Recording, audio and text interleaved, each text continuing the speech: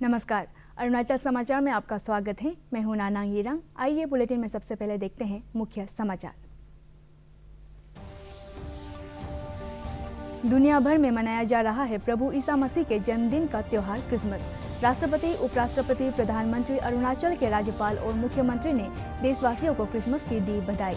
PM Modi ने ईसाई समुदाय के लोगों से मुलाकात की और कार्यक्रम को किया संबोधित।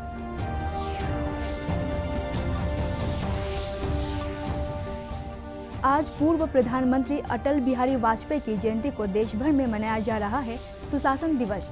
राष्ट्रपति द्रौपदी मुर्मू, उपराष्ट्रपति जगदीप धनखड़ और प्रधानमंत्री नरेंद्र मोदी ने आज पूर्व प्रधानमंत्री अटल बिहारी वाजपेयी की 99वीं जयंती पर नई दिल्ली में सदैव अटल स्मारक पर अर्पित की पुष्पांजलि। गंभीर बीमारी का लक्षण पहचान कर बेहतर हेल्थ केयर प्रदान करने में देश भर में हेल्थ एंड वेलनेस सेंटर दे रही है महत्वपूर्ण योगदान। आयुष्मान भारत योजना के तहत अपर सियांग जिले के जेइन में स्थित हेल्थ एंड वेलनेस सेंटर में स्थानीय लोगों को मिल रही है बेहतर जांच, सलाह और जरूरी मेडिसिन। आज दुनिया भर में क्रिसमस मनाया जा रहा है। प्रभु ईसा मसीह के जन्म के उपलक्ष्य में क्रिसमस के अवसर पर लोगों ने अपने घरों को क्रिसमस ट्री, कागज से बने रोशन स्टार, फूलों की माला से सजावट की है और आपस में उपहारों का आदान प्रदान किया। राष्ट्रपति द्रौपदी मुर्मू, उपराष्ट्रपति जगदीप धनखड़, प्रधानमंत्री नरेंद्र मोदी, अरुणाचल प्रदेश के राज्यपाल लेफ्टिनेंट जनरल रिटायर्ड केटी पटनायक और मुख्यमंत्री पेमा खांडू ने क्रिसमस के अवसर पर लोगों को बधाई दी है। एक सोशल मीडिया पोस्ट में श्री मोदी ने लोगों से कहा कि क्रिसमस के प्रतीक सद्भाव और करुणा की भावना के अनुरूप ऐसी दुनिया बनाने के लिए काम करें जहां हर कोई खुश और स्वस्थ हो।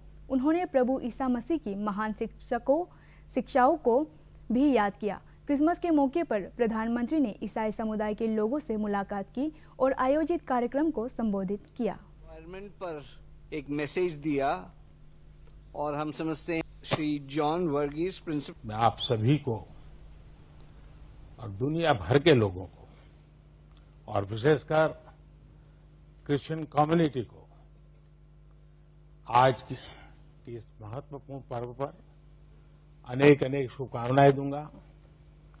Merry Christmas. ये मेरे लिए बहुत सुखद है कि स्पेशल और सेक्रेड अवसर पर आप सब मेरे निवास स्थान पर आए हैं। जब इंडियन माइनॉरिटी फाउंडेशन ने ये प्रस्ताव रखा था कि हम सब मिलकर क्रिसमस मनाए, मैंने कहा क्यों न मेरे यहां मनाए, और उसी में से ये कार्यक्रम बन गया। तो मेरे लिए बहुत खुशी का अवसर है। अनिल जी ने मुझे बहुत मदद की, मैं उनका विशेष रूप से आभारी हूं। अरुणाचल प्रदेश में क्रिसमस उल्लास के साथ मनाया जा रहा है।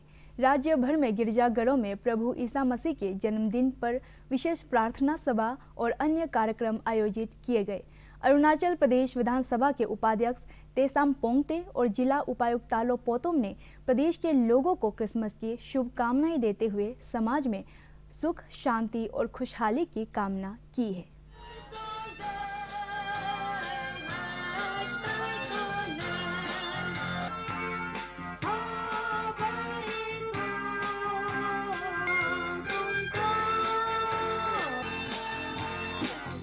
हैप्पी मेरी क्रिसमस विश करना चाहूँगा इस वीडियो का माध्यम से।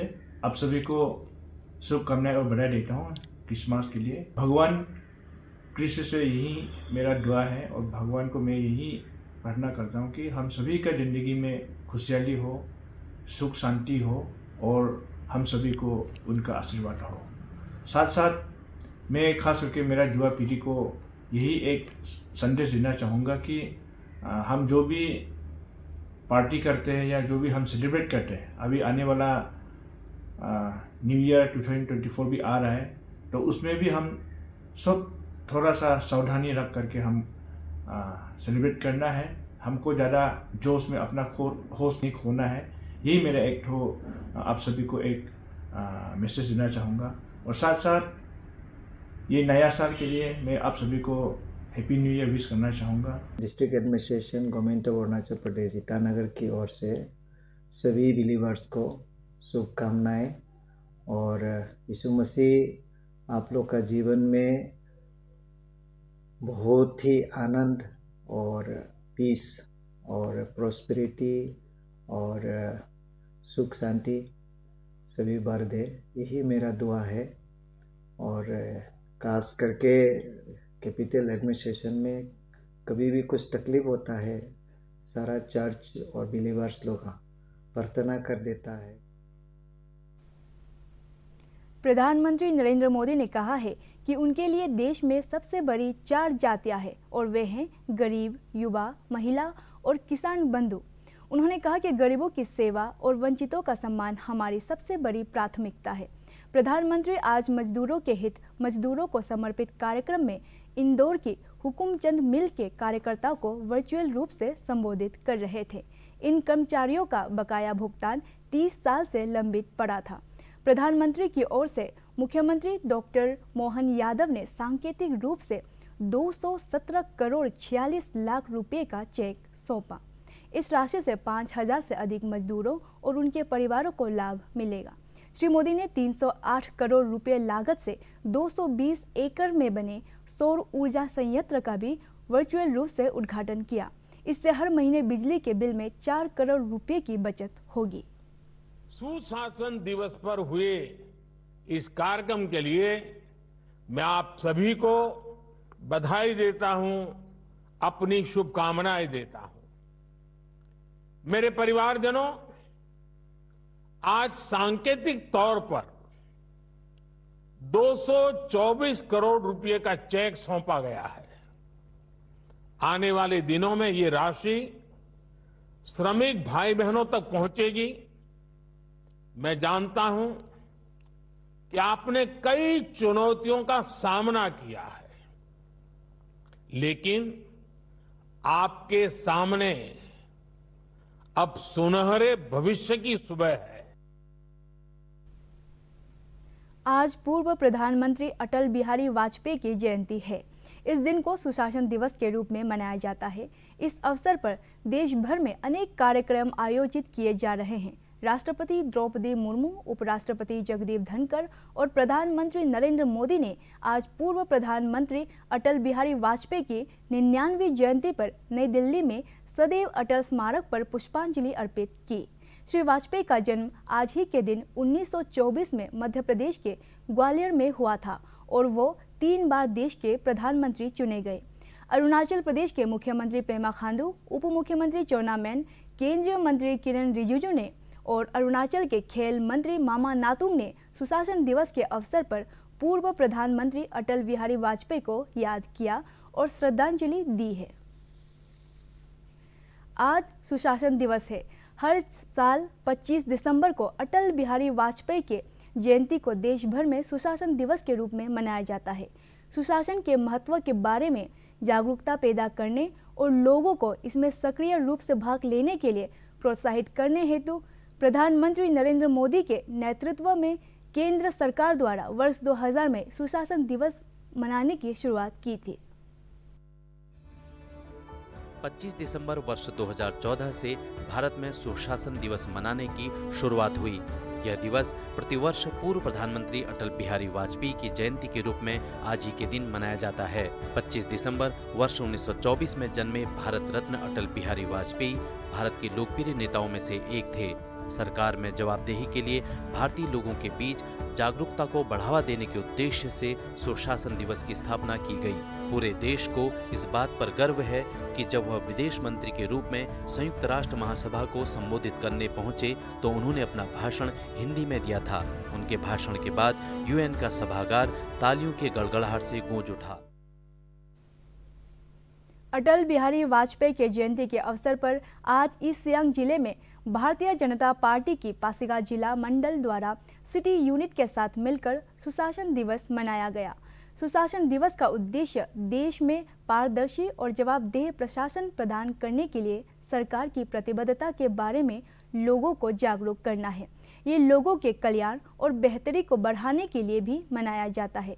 सुशासन के माध्यम से देश में विकास को गति देना और नागरिकों को सरकार के करीब लाने का भी प्रयास किया जाता है।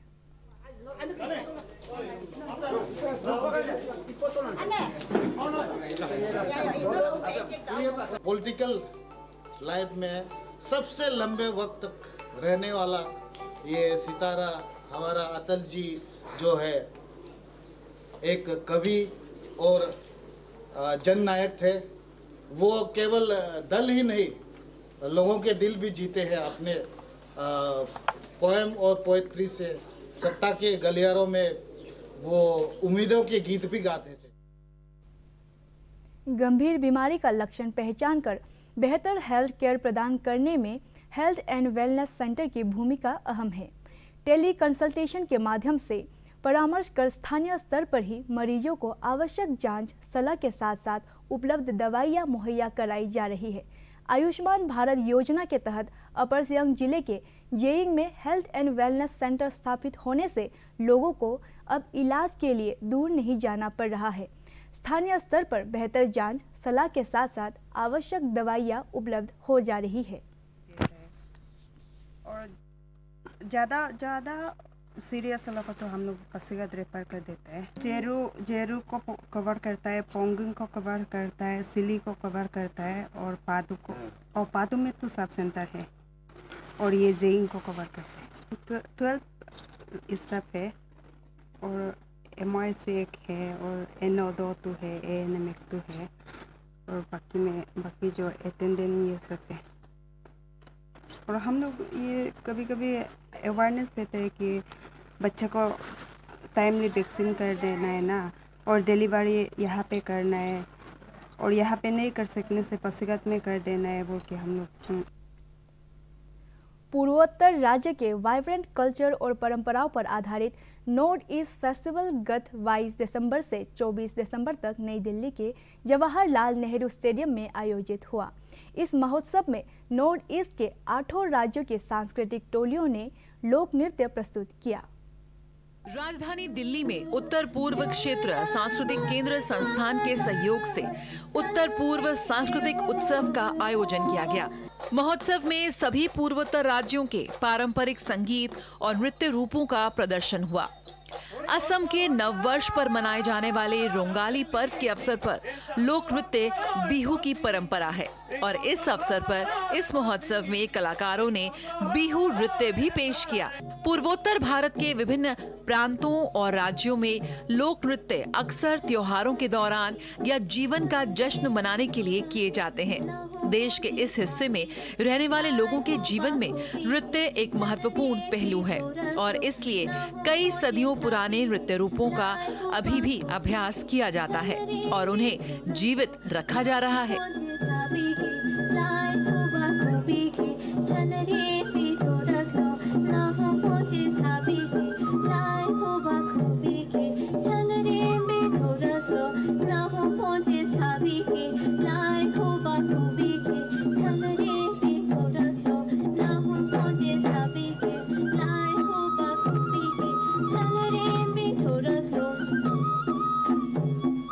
भारत का उत्तर पूर्व क्षेत्र भारत की सांस्कृतिक समृद्धि में सुंदरता और विशिष्टता को और खूबसूरती से जोड़ता है।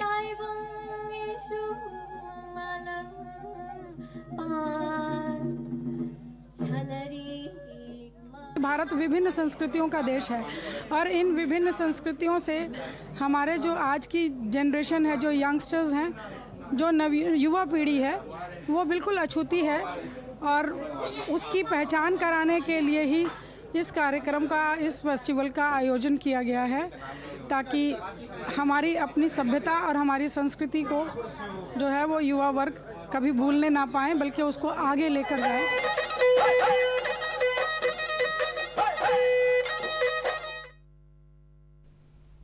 अरुणाचल समाचार के आज के अंक में इतना ही। हम कल फिर हाजिर होंगे अरुणाचल और देश दुनिया के खबरों के साथ।